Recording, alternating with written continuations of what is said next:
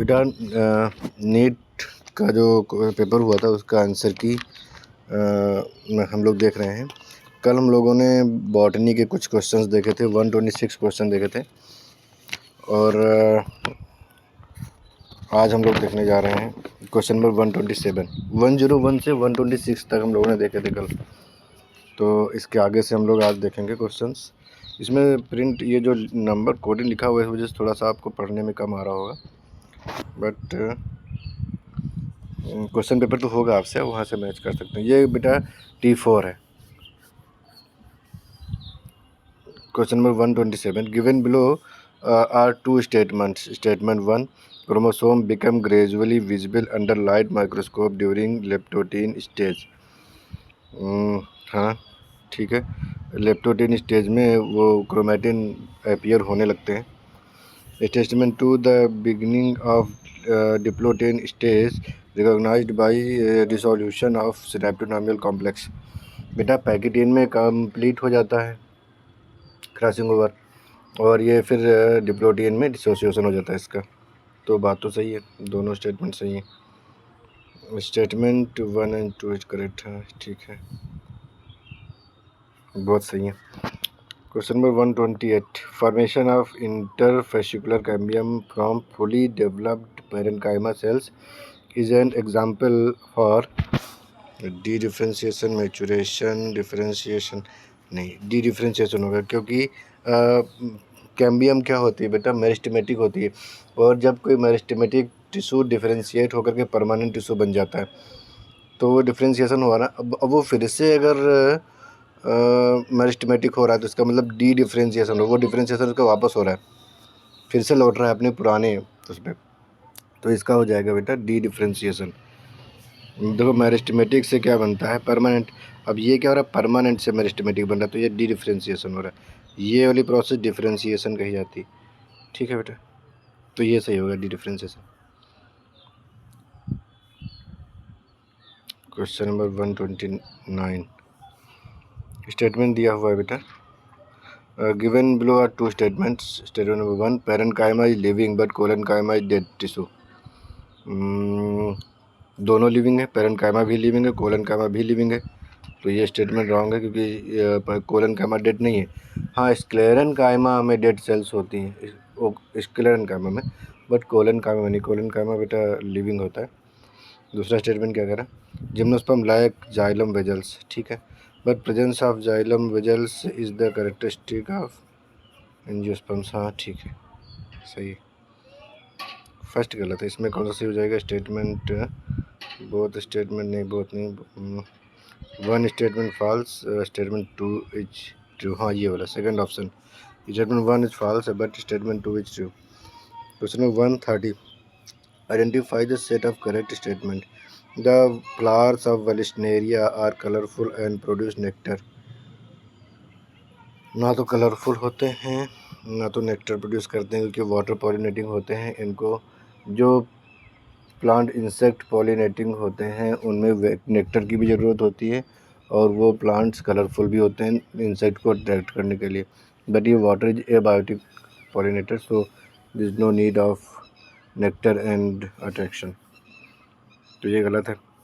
The flower of water lily are not pollinated by water. Water lily water में रहता है but water से pollination नहीं होता उसमें, बट बात सही है, वाटर लिली में वाटर पॉलिनेशन नहीं होता है, इंसेक्ट पॉलिनेशन होता है, और कभी कभी एयर पॉलिनेशन भी, उसमें विंड पॉलिनेशन भी होता है।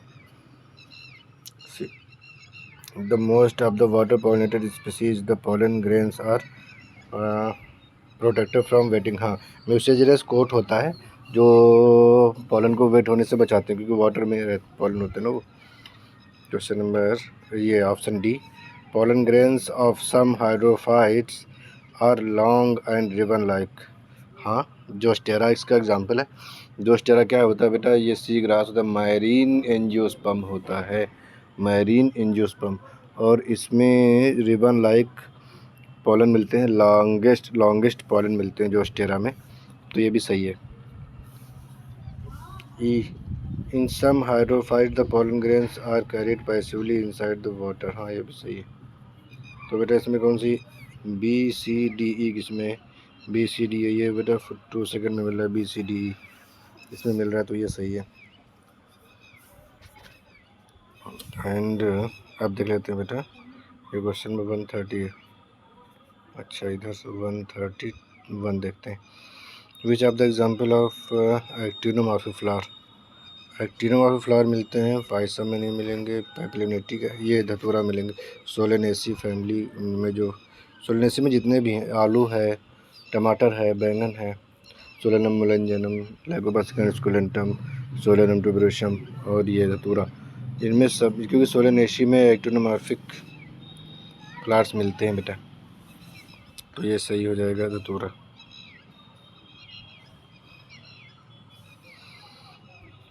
The capacity to generate a full plant from any cells of the plant is called differentiation somatic totipotency सही है, माइक्रो नहीं, टोटीपोटेंसी। टोटीपोटेंट का मतलब है कोई भी ऐसी सेल जो हर टाइप की सेल बनाने की कैपेबिलिटी रखती है, अनडिफरेंशिएटेड सेल होती है, उससे सभी सेल्स बनती हैं, उसको बोलते हैं टोटीपोटेंसी। जैसे कि अपने इसमें तो एनिमल का एग्जांपल पूछा है, ह्यूमन में एनिमल में आप देखोगे जायगोट होता है, इसमें भी जायगोट होता है।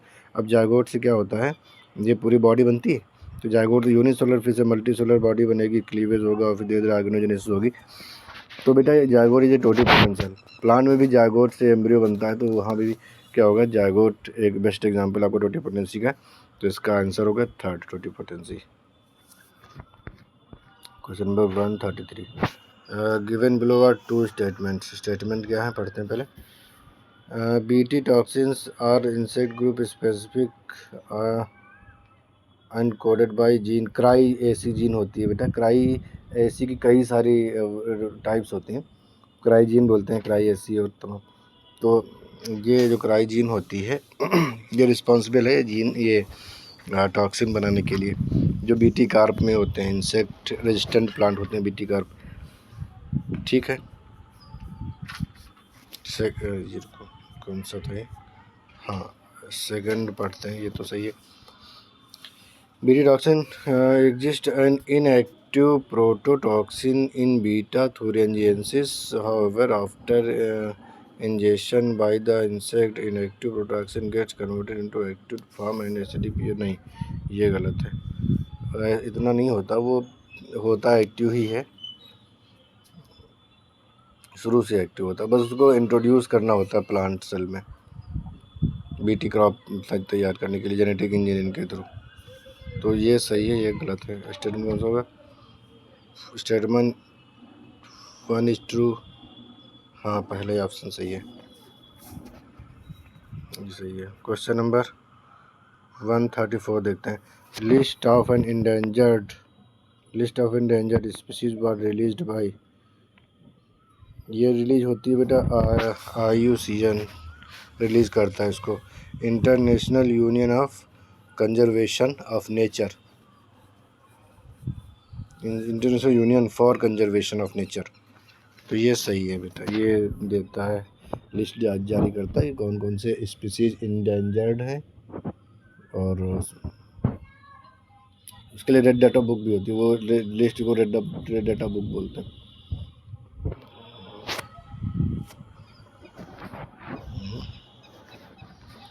Question number 135 the cofactor of enzyme carboxypeptidase, carboxypeptidase का को-फैक्टर कौन सा है बेटा, जिंक होता है, जिंक होता है, इसका आंसर होगा जिंक।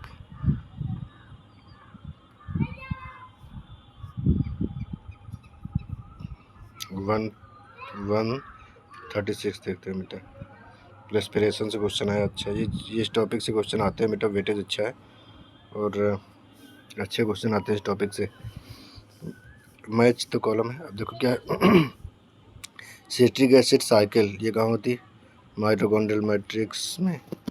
ये सिट्रिक एसिड साइकिल माने क्रैब साइकिल की बात हो रही है, क्रैब साइकिल कहाँ होगी, माइटोकॉन्ड्रिया के अंदर होती है, आपको पता है। ग्लाइकोलिसिस साइटोप्लाज्म में होता है।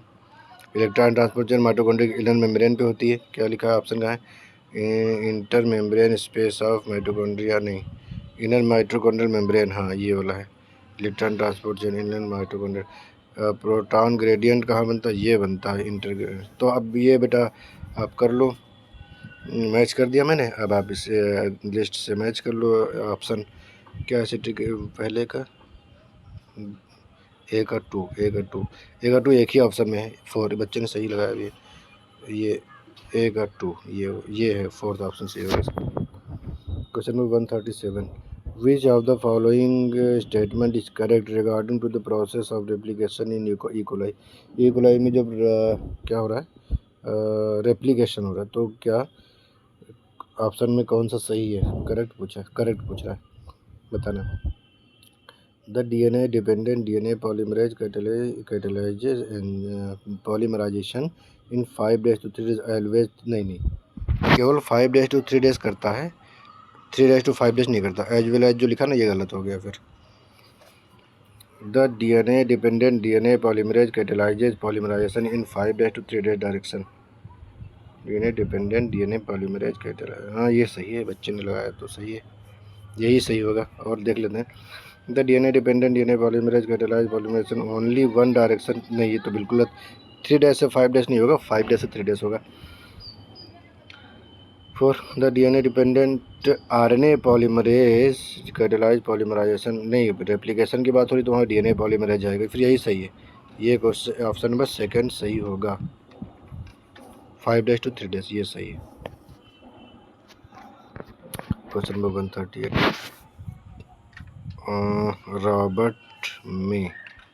रॉबर्ट मे ने किया था बेटा, इन्होंने बताया था कि जो ग्लोबल स्पीशीज डाइवर्सिटी है वो अबाउट 7 मिलियन है, ये बात सही है। और ये श्रेय जाता है इनको, ठीक है बेटा।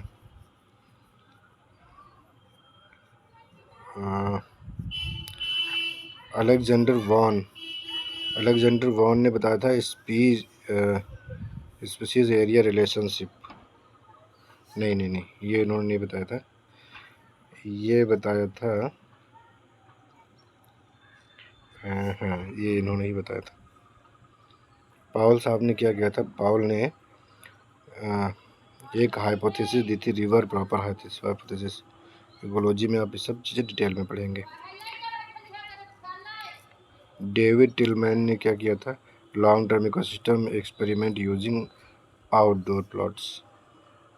तो इस अकॉर्डिंग मिला लो क्या आएगा, ये फर्स्ट का थर्ड किस में, 2 में है, इसमें और इसमें, और बी का 1 किस में है, बी का 1 सिर्फ इसमें, तो यही सही होगा। क्वेश्चन नंबर 38 का ये है, ये होगा, ये मैचिंग मैंने कर दिया है।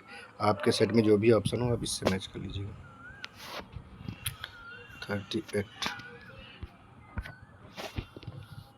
देखिए डायग्राम, फिर एक डायग्राम आया है। डायग्राम इस बार अच्छे पूछे गए हैं और थोड़ा इजी हो जाता है जब डायग्राम आ जाता है। तो identify the correct description about the given figure. क्या बेटा करेक्ट डिस्क्रिप्शन होगा, क्लिस्टोगैमस फ्लावर्स। क्लिस्टोगैमस कहाँ से हो रहा है, हाँ क्लिस्टोगैमस में ऑटोगैमी होती है, बट डायग्राम में क्लिस्टोगैमी कहाँ से हो रही। कम्पैक्ट इन्फ्लुएंस हुई, कंप्लीट ऑटोगैमी नहीं शो हो रही है। When pointed plant inflorescence showing flowers as expose, हाँ स्टेमन सब देखो एक्सपोज है, तो ये तो सही है।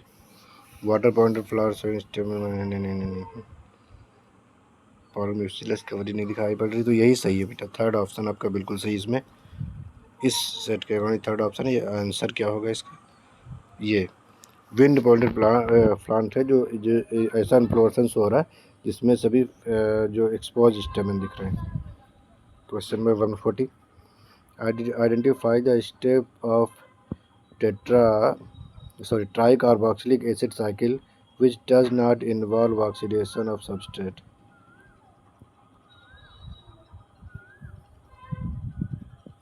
Identify the step tricarboxyl which does not involve oxidation of substrate. सक्सेनिल को जब ए से सक्सेनिक एसिड बनता तो है एसोसिएटिव एसिड, सक्सेनिक एसिड से मैलिक एसिड, ये वाला होगा। इसमें बेटा ऑक्सीडेशन हो रहा है, इसमें हो रहा रिडक्शन, ये है, ये सही आंसर होगा इसका। ग्रेप साइकिल से पूछा गया क्वेश्चन है। 141, गिवन बिलो आर 2 स्टेटमेंट कौन से हैं। In C3 plant some O2 binds to RuBisCO hence CO2 fixation is decrease, बिल्कुल सही बात है। RuBisCO ribulose bisphosphate carboxylase oxygenase, इसकी एफिनिटी ऑक्सीजन के साथ भी होती है और ये ऑक्सीजन के साथ बांध करके फोटो रेस्पिरेशन करने लगता है, तो इस वजह से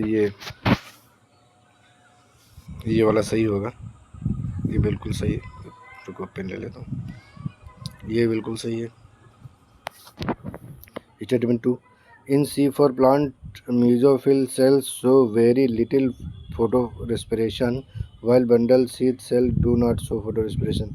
मेसोफिल सेल भी नहीं करती, मेसोफिल सेल भी नहीं करती है, ये भी नहीं, क्योंकि इसमें तो अलग अलग हो रहा है ना बेटा, मेसोफिल सेल अलग है, वो बंडल सेल इसीलिए अलग, वहाँ पे ऑक्सीजन जाती नहीं है बंडल सेल में, तो और केल्विन साइकिल वहीं पे चल रही है, तो ये नहीं होगा, ये स्टेटमेंट गलत है। ऑप्शन कौन सा होगा? स्टेटमेंट फर्स्ट इज फॉल्स, नहीं, statement first is true and, हाँ यही होगा, statement first is true but statement second is false. हाँ, इसमें ये वाला आंसर सही है। 41। तो आज बेटा इतने ही क्वेश्चन करते हैं, हम लोग कल करेंगे, थोड़ा सा लॉन्ग बना करके, PDF सही नहीं आई थी। खैर आप लोग प्रैक्टिस करते रहें बेटा, ये आंसर जो आंसर की है उससे अपने पेपर्स को मैच करते रहिए और देखिए कि कितना आपका स्कोर बन रहा है, और आगे आप लोग प्रैक्टिस कंटिन्यू रखिए। Thank you for watching.